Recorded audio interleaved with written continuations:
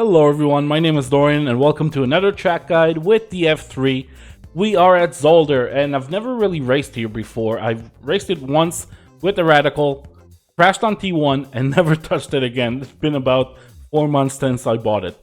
Now, it's really fun with the F3. I'm looking forward to race here. Might do it a couple of times. I guess I'll see you guys out there. Now, as usual, I made a setup, so if you guys enjoyed, if you want to see more of these track guides and setups, please leave a like and subscribe to the channel. There'll be a link to my Discord in the description below where you can find the setup, and also we're doing practice Sundays where we practice for the next week. So on this Sunday we'll be practicing. You'll probably only see this video on Monday, but on this Sunday we'll be practicing for Zolder. So every week we'll be practicing for the next week, couple hour session with a race and practice and qualify and all that. So I hope to see you guys out there. It'll be fun to get to know the community and everyone who's involved in the Discord and whatever, and race around with you guys. Now, I'm just going to show you guys the lap real quick, and then we're going to go over it corner by corner. See you on the track.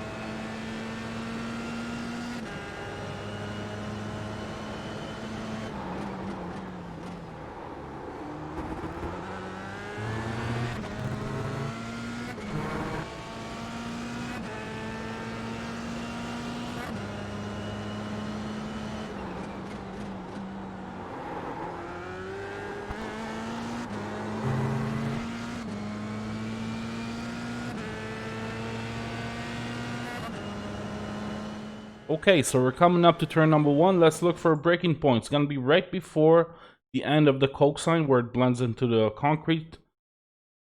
So we're going to brake, I would say 40%, 35% even. From 6th into 5th just now. Turning in the car nice and gently. I'm not being too aggressive with the wheel here, but I am turning in early because I want to clip this apex as much as I can. Look at how much I'm clipping it. No off track. And as soon as I get on it, I'm going back on the power. Now, I might have been a little too eager on the power here because the car did go a bit wide. This is the fastest I've ever done turn 1. So you should consider the fact that going all the way on this green curb, like I just did here, is probably the fastest way. Unless you have a setup that will allow something different. But with this setup, I think it's the fastest way. I don't recommend it though. You might be better off losing half a tenth and being just a little less aggressive. You can see I had to lift again because I knew the understeer was a bit too bad. A little too much. But we made it through. I got all 4 wheels on the curb, so I got my grip back. And I could rotate the car nicely for the next corner.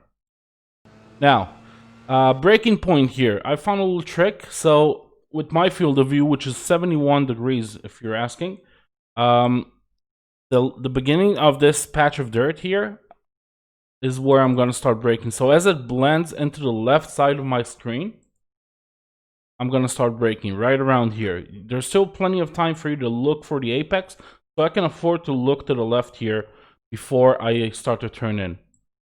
Now I'm going to brake very gently again, 45% peak. Releasing it very quickly into 4th gear. And I'm already neutral because the car is rotating very nicely. And back on the power. Look how early I'm back on the power. About 20 meters or 15 meters before the apex. Almost slamming it. So I'm taking it all the way to 100% pretty quickly. But I'm not slamming it. It's not like a button. It's like pretty gradual. Trying to settle the back end down. Making sure I don't get over rotation here. And most of my turn in is done right on the apex. I'm going to start turning in very gently, and most of my turning is done right here when I got all the power in and the car is very stable. Sort of understeering my way to the outside a little bit, opening up the wheel already, flipping a little bit of this curb. Now, this curb is kind of problematic. You definitely don't want to touch these little squares here, so you don't want to overuse it. You'd be better off taking a tighter line through it.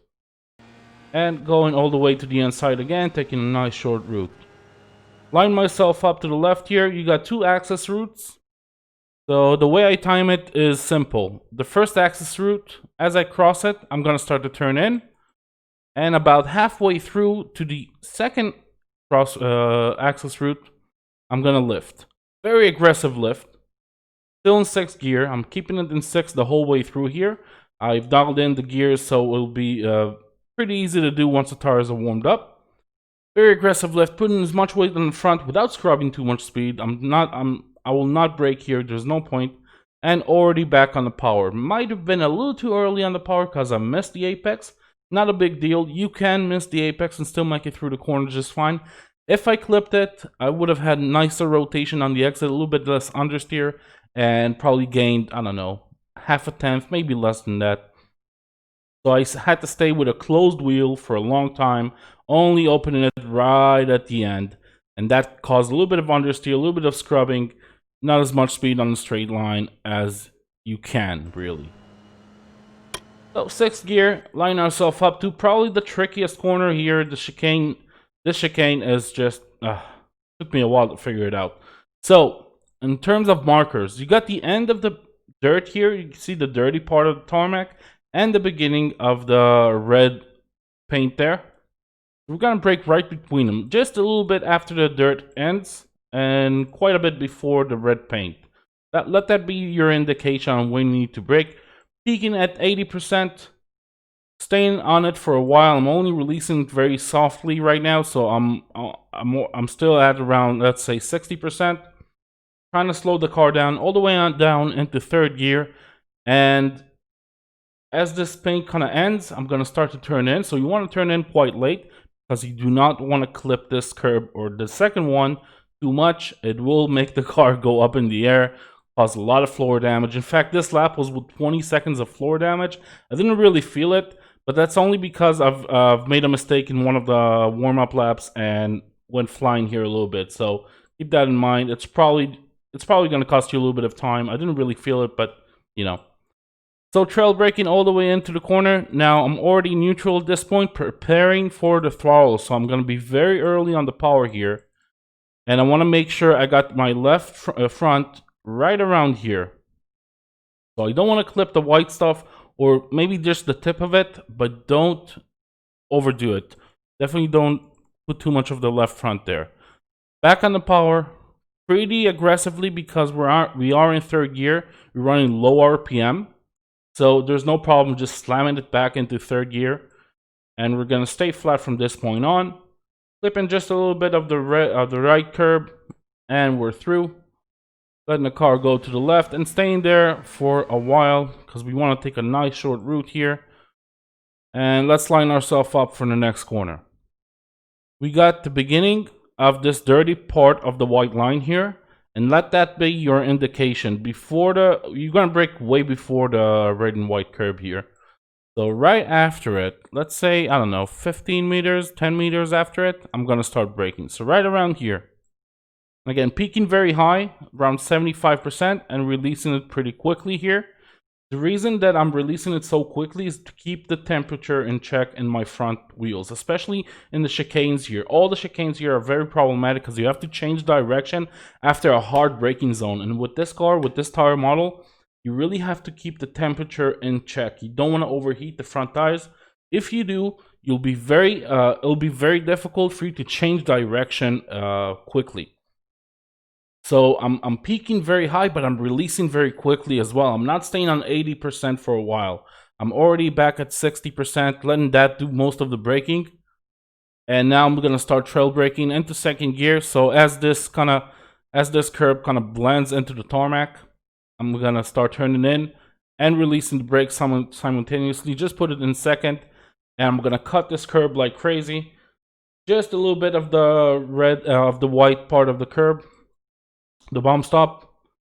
The car is neutral and it's gonna slam into the ground just now. And as it slams, I'm getting tons of compression in the rear. So I'm just gonna dab the brakes just to put a little bit of pressure in the front. Just a tiny bit. I'm not trying to slow the car down at all. Just to put a little bit more weight on the front because I'm gonna need that rotation here. Put in as much as I can. This is as much as you can cut it without getting off track. So I got my right front right around here. This is the edge of the curb, and I got my left front, I would say almost halfway through the last white bump stop. Right around here, and I'm already back on the power. Very gradual here. First, I'm using the power just to settle the car down after touching that bump stop. So it lands back to 40, 50, 60, and I'm slamming it back to 100% as it settles down, because I'm gonna stay flat, or at least try to stay flat, for a long time here. So I'm just gonna do a little bit of a lift here, just a safety precaution. As you can see, this is the point where the car wants to over-rotate, especially on cold tires. You gotta keep that in mind. You want to be flat here, but that didn't really cost me too much time. That wasn't half a tenth. That wasn't anything. So a little bit of a lift to 80% and then immediately back to 100. Kind of guarantees, even with warm tires, that you're not gonna have too much over rotation here in the mid corner, and you will have a little bit of over rotation as you put it in third on the exits. You can see I'm catching a slide right now. It's a tiny slide, very predictable. As you get used to it, as you get used to the groove of this track, you'll know exactly when you need to catch it. Now, taking a nice short route here, letting the car go wide because I want to stay on the left. Again, take a short route and prepare myself for the next braking point. We have the 100 board, so we're gonna brake right after it. I would say the 85, right around here, maybe 80.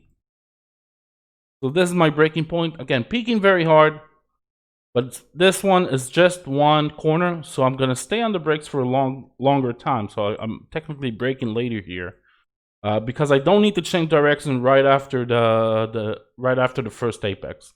I'm gonna stay on the brakes for a long time, only releasing it very gradually. Only now into second gear, where I'm gonna start rotating the car and move it into trail braking. Already letting the car go neutral. Don't clip this curb too early. There's a little dip there that will be quite nasty. It will bump you, chuck you to the outside. Look at how early I'm back on the power. So before I even clip the apex, tons and tons of grip here. Really, Tanner's done a fantastic job with the iRacing setups. It's very easy for me to take those setups and just tweak them and make them work. You know, it just works so well here. So 50%, 60, a little bit of hesitation here. I'm trying not to I'm trying not to understeer here. In fact, I don't have much rotation here, so I'm trying not to understeer the car as I open up the wheels, slamming it back to 100%. Then go all the way to the gray stuff here. There's tons of grip on it. There's no off track as well, so why not use it? And I'm trying to cut a nice straight line from this point on, staying on the left curb and staying on the right curb, preparing ourselves for the final chicane. Tricky braking point this. It's past the 100 and before the bridge. I think I brake here a little bit different every time. You can say it's this pillar right here, this lighting pole, whatever it is, but you don't even look at this point, so it's hard to tell. I would say it is though, maybe just after it. Yeah, right around here. I'm going to start braking right here. Again, peaking very high, but immediate release into around 60%, and that will do most of the braking. Stay on it for a while, and as I turn in, I'm going to turn in quite late. Make sure you turn in late here. You see, I'm right at the edge of where the rubber is, so I'm on the right side of the racing line. I'm staying on the right, and I'm turning in late. Trail braking all the way into the apex. Do not touch these white curbs. They're not the same as the other chicanes. You cannot touch them. Trail braking all the way into the apex. And I'm going back to the throttle, 40, 50, 60%, all the way back to 100. I got a nice straight car here. Look at how straight the car is. I got a nice wide approach for the final corner. Not as wide as I want it to be. In fact, I think I have more than half a tenth here. But it was good enough. Now I'm gonna lift again. I like lifting here because the car has a tendency to over-rotate. It's not an understeer problem, it's an oversteer problem here. So I'm just a little bit of a lift to settle the car back down and back to 100%. And as you'll be able to see in a second, I'm letting the car go all the way to the outside, opening up the wheel, but the back is gonna snap. I'm gonna catch it. A little bit of a wiggle here just to keep the car in check. And we're through.